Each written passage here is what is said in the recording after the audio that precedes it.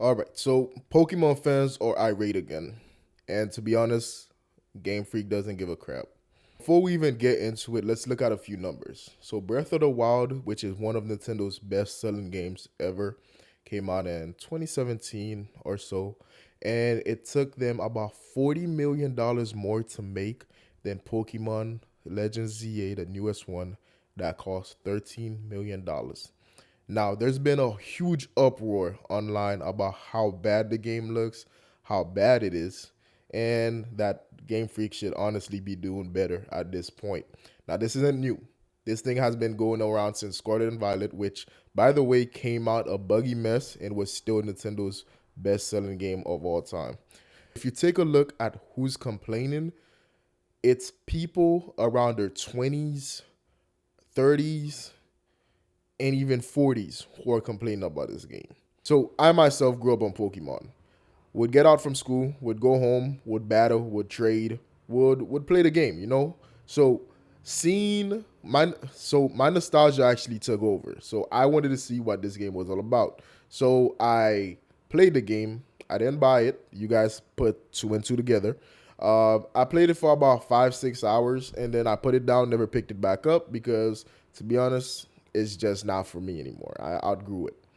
But there's still people online in my age range who are going off on Nintendo for how bad the game looks, how bad it plays, how it hasn't innovated in any way. And I'm going to be fair here and say that they are completely right in the fact that with amount of money that Nintendo makes, they're the biggest franchise in the world with Pokemon. They should be doing better. They're making buku bucks and they're putting none of it towards the game. And there is one simple reason on why they do that. They know no matter how bad the game is, it's still going to sell well.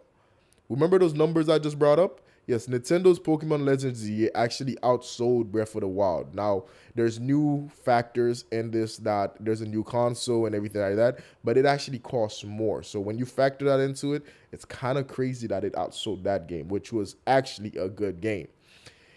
Here's what Nintendo knows that people are forgetting. There are new kids born every single day. So the same way they captured our childhoods with a fun game with cute monsters that you could battle with, make them fight. They got everybody. They got boys, girls, everybody's attention with that. And that nostalgia still has players playing, but they know better to know that the game is just not that good. But imagine a kid sees Pokemon, they've watched the show, and they want to play that game, and they ask their parents to buy them that game for Christmas. The parents are not going to say no. That's why I think it's a losing battle when people come out like the Avengers trying to down talk this game when honestly it was not made for them. I also think it's silly when people are also out here like white knights defending the game when the game is horrible. I believe in voting with your dollar. If you don't like it, don't buy it. Period. Now, is it smart or is it scummy of Nintendo to do what they're doing? Because when you look at it, they're gonna make their money no matter what. Would you prefer to spend $1 and make 100 or $90 to make 100? Obviously, if you have any brains in your mind, you'd probably go with $1 to make 100.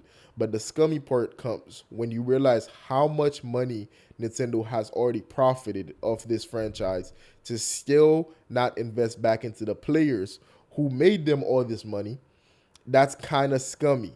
They make these games the way they do because they know that they still make the money they need to make and then some. They only needed to sell 200,000 copies to make their money back. Pokemon could have released Pokemon branded toilet paper and it would have sold over 200,000. That's the margins we're dealing with right here. So, I personally fall into the category of people who think that the game is scummy, but I'm not upset at it because it's not for me.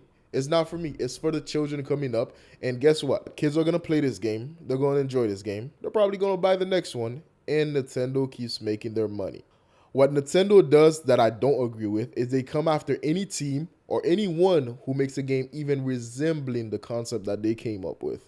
And to be honest, they didn't even come up with it. Mount Sakashin has been a thing before Nintendo was around, but that's a completely different story. So whether it be Power World, whether it be a game that some college student made under free time, they're coming at them with the top Avenger lawyers that they can, and they're taking them down. So that's where I think people should put their foot down, because if more developers are allowed to make this genre of game, they get to show what they can do and bring a new twist to the genre, while also making Nintendo have to step their game up because now they've got competition. And one more thing, y'all. I also stream Call of Duty, FIFA on Twitch, YouTube, Kick. So if you guys want to stop on by, have a chat, watch some vibey gameplay with some good music, come on down. I BlackBruceLeeLive everywhere. So if you like the video, like the video. If you want to stick around, subscribe, and I'll catch you guys on the next one.